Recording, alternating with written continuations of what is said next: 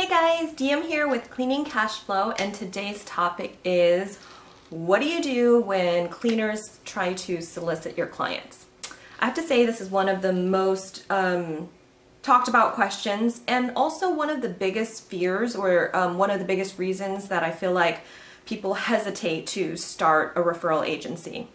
And for me, I just have to say that even though this does happen in your business, and you should expect that it does, you also then can expect to have solutions and how you'll deal with it when that arises, as opposed to just saying, I'm not going to do it, it's not worth the time. Because I have to tell you that even though I have had, and I'll talk about the 3 incidences that I've had where cleaners have tried to solicit my clients and how I dealt with them, but I'm sure it's happened more than that. And yet I still have a thriving, successful business that I work very minimally during the week, that I still generate a 6-figure income on that business alone, let alone the other income generating things that I do. So I just don't think it's a good enough reason not to be in business. And yes, it's annoying, it's aggravating. Sometimes it's just gets you so fired up because you feel like, oh, I treat these cleaners so well, like it's a win-win scenario, how could this happen? But it does, and you just have to have the steps in place to handle it, and you just have to treat it like it's a business and don't take it too personal.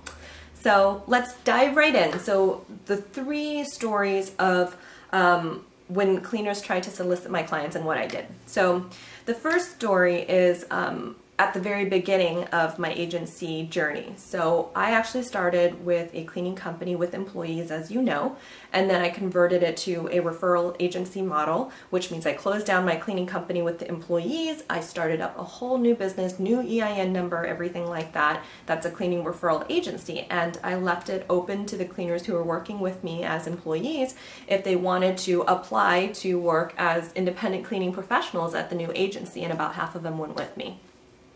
If you're interested about that story, there's another blog that I could link about that. But so from that point on, over the course of the next 6 months, essentially I didn't have any cleaners who were with me anymore. They all eventually left, because it's really hard to ask someone who goes in with an employee mentality to now be like, are you interested in working as an independent? Because they're responsible for so much more, and maybe they're not interested even if they're going to make more money. Maybe that's just not the lifestyle that they want or the kind of job that they want, and that's okay. But some of them try to leave the agency and go off on their own and still do cleaning as an independent, but not within agency. And I feel like they felt entitled to their relationship with the client because of how long they've been with the client, because of the transition, and maybe feeling like the business was unstable at the time, since we were transitioning and doing all these things that are different. So they try to solicit the clients. Now, in this particular example, these cleaners were offering a lower price to this client. They're the same cleaners who have been coming to this client's home for, at that point, probably a year. And they're gonna leave the agency, they're telling him, and they're gonna stay working for him, but for a smaller fee. So he actually should not feel any impact, except that he was gonna save money. But he emailed our agency, and this is how I found out, that, these cleaners have approached me. They want to do private services for less. I just wanted to touch base with you to see what's going on so that I can make my decision on what to do. And so I just wrote him this extensive email explaining that the reasons why we converted from the cleaning company to an agency, why it's a benefit for cleaners and clients. These are the reasons why we believe in what we do, and our fee would be unchanged. It would still be the same. We're not going to lower it for you if you wanted to stay. And he decided to stay because he believed in our purpose and in our ethics, and he also saw that they were violating a contractual agreement that we had, which I explained in the email as well. So now I've been in the agency model for, I think, going on 5 years, and he's still a client. So that was kind of an exciting story about that. So he just chose to go with us. You might be wondering what I did with the cleaners. Well, they already left the agency at that point. This is also a time of transition, so I didn't pursue them for the financial component of the contract that says that if you violate that, what the fees and fines are. So I didn't pursue them for that, but I just sent the 3 of them a letter, and I explained that In their contract, it says not to do that. They have signed and agreed to it. I also believe that it is just unethical. I also told them that when I started my own business, I never went back to the clients from before and tried to solicit to them from the business that I worked at before. I started everything from scratch and I was proud of it. Well, I haven't heard of them soliciting to anybody else after that. I did find out about a couple other customers, but after that there was nothing else, and I could tell because there was no decline in my sales or losing my contracts with customers after that. So that was kind of a win out, like, you know, the ray of sun out of the storm, I would say. So I felt vindicated.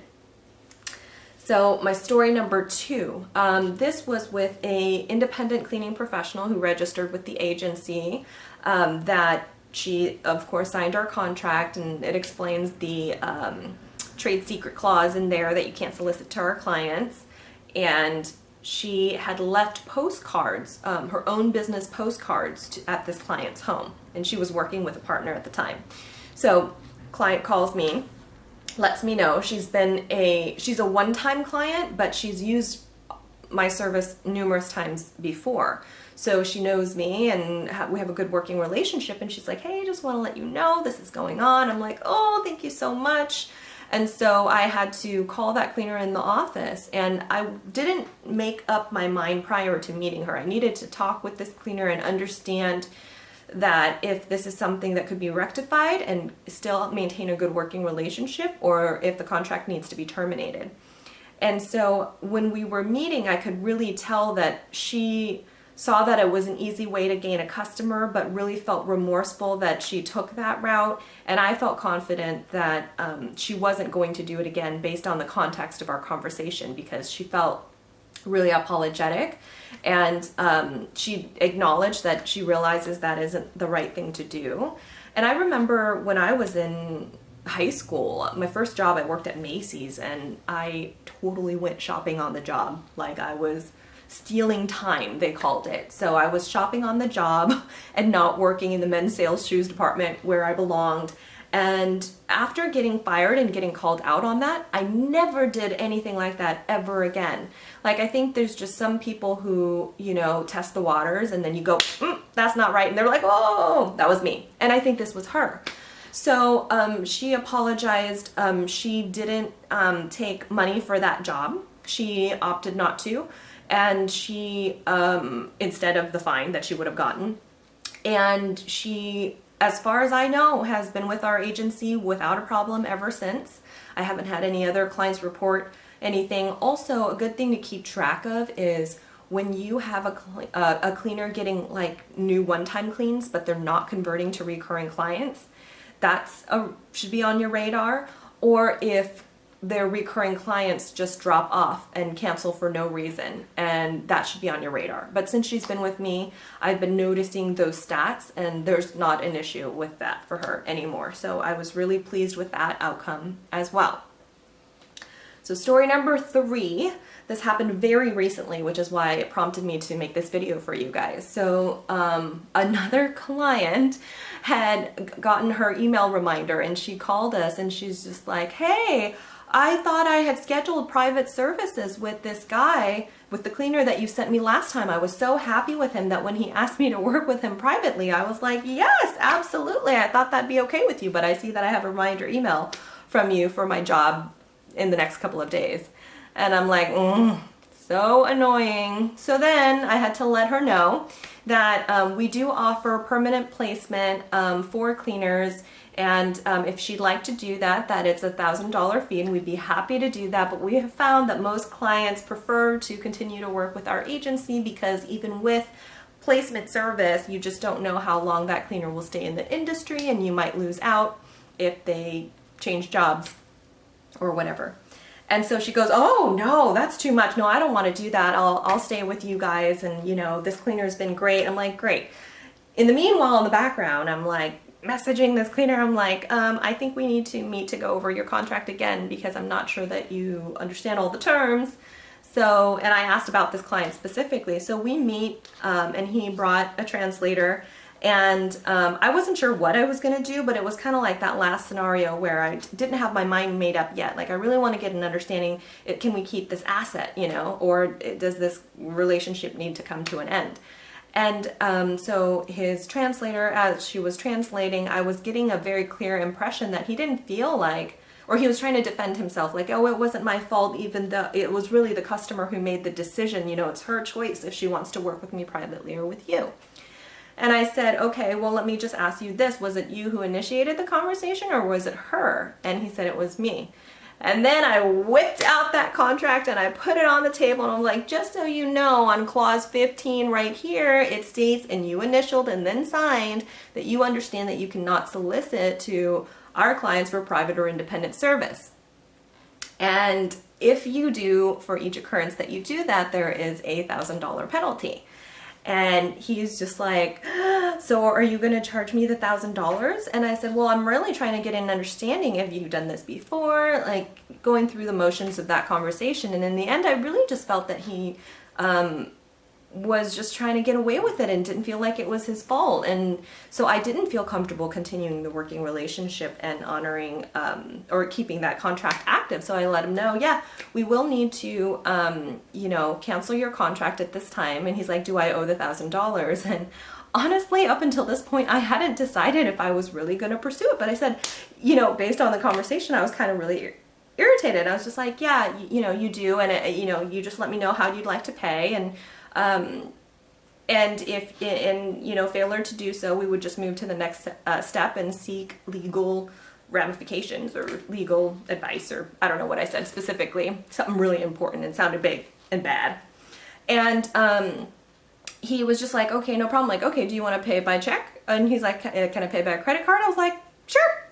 And so we just charged him out for that. I just pulled out a sheet of paper from the printer paper, and I write, that he has agreed, he understands he violates the contract, this is the charge, this is a card number. And then I also had the translator sign too, to make sure that we all understand each other and we're on the same page.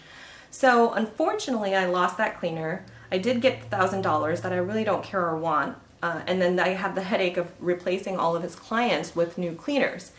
So another thing to note about that story is that when I relay it to the client, I have to also frame that story as this is another service that they get with our agency, is that when a cleaner is, not, they are not standing behind the contract that they signed, or if they're not having clients invite them back multiple times, then we don't have an incentive to keep them on our registry or to continue to send them job invitations. And so we don't. And that's one of the benefits of working with our agency, is we will always maintain a high standard with the cleaners that we work with. And so that's the framework of the email that I sent out to them, and I let them know that we will be finding them a new match, and that because of the standards that we have and how we work, that they can trust that the cleaner they'll be matched with will be a good fit. And I have not lost a client from that. So that is all good.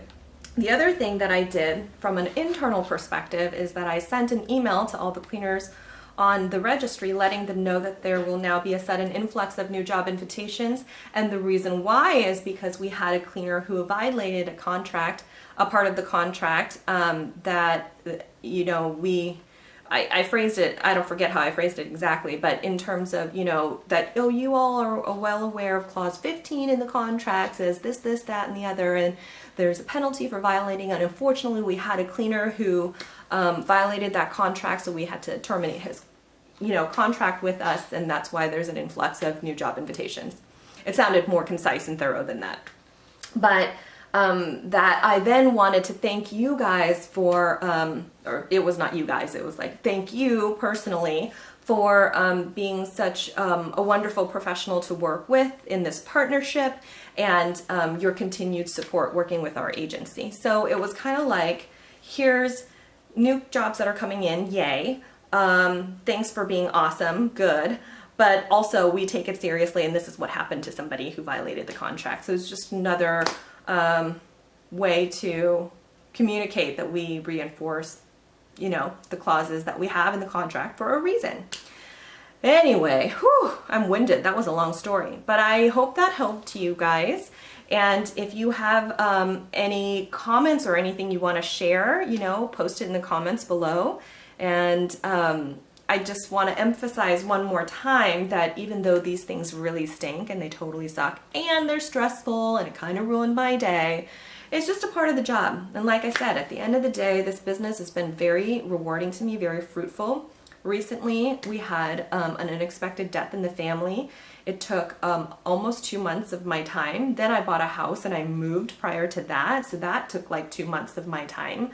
So I feel like in this last year, I've only worked like a few months at the beginning of the year, but the last 4 months I've been kind of MIA, and you might have noticed that on cleaning cash flow as well. And those are the reasons.